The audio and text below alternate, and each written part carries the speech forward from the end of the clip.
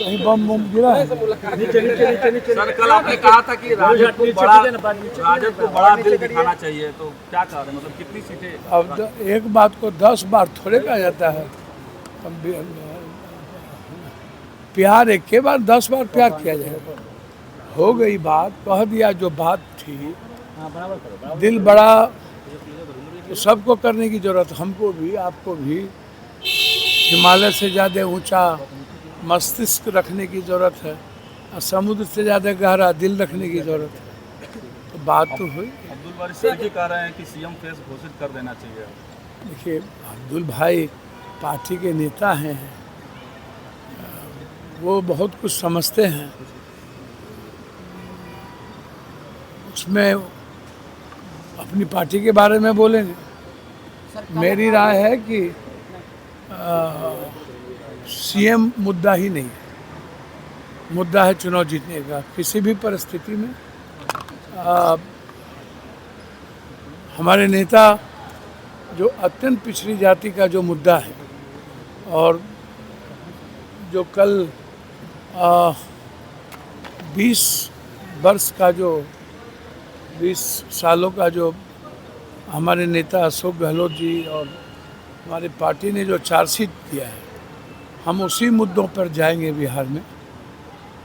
हम व्यक्ति के मुद्दों पर बिहार में नहीं जाएंगे। तेजस्वी यादव ने बड़ी घोषणा की है, हर घर नौकरी। मैंने पहले ही कहा कि रोजगार हर घर हम लोग देंगे, रोजगार देंगे। हम लोग अत्यंत पिछड़े को आरक्षण में लाएंगे। हम लोग 50% निजी क्षेत्र में ठेकेदारी देंगे। नौकरी, सरकारी नौकरी का यहाँ मुद्दा ही नहीं है। सरकारी नौकरी तो खत्म कर दिया बीजेपी की सरकार ने, और सरकारी नौकरी का मैटर नहीं है। तेजस्वी जी का कहना था रोजगार हम देंगे। अब वो संदर्भ सरकारी नौकरी से नहीं।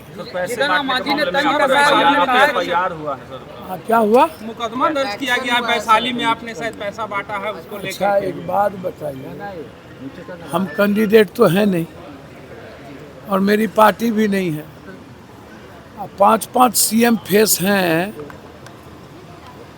हाजीपुर से। नित्यानंद बाबू सीएम के उम्मीदवार हैं, चिराग भाई भी हमारे सीएम के उम्मीदवार हैं, कुशवाहा जी भी कहते हैं कि हम एक दिन सीएम के उम्मीदवार हैं, हमारे लीडर भी सीएम उम्मीदवार हैं।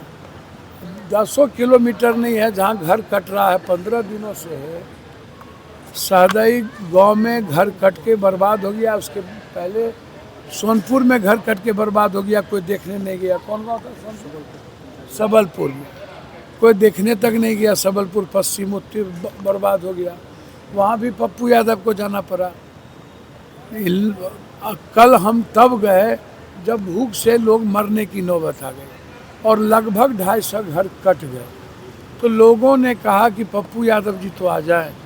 तो अब क्या मैं अपनी मानवीय मूल्यों को मार दूं, या तो हमको फिर सुसाइड करना पड़ेगा।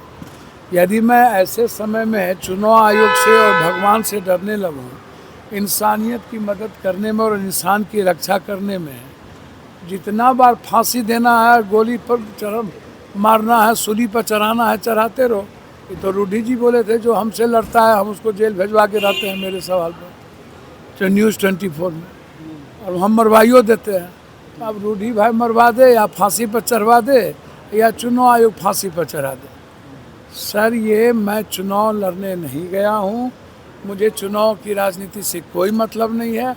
और ऐसी परिस्थिति, साइक्लोन, डिजास्टर और गंगा कटाव से परिवार बर्बाद होगा तो एक बार नहीं 1 लाख केस होगा तब भी मैं मदद करूँगा।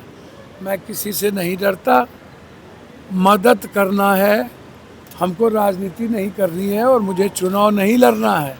हमारा क्षेत्र होता तभी ये कुछ करते।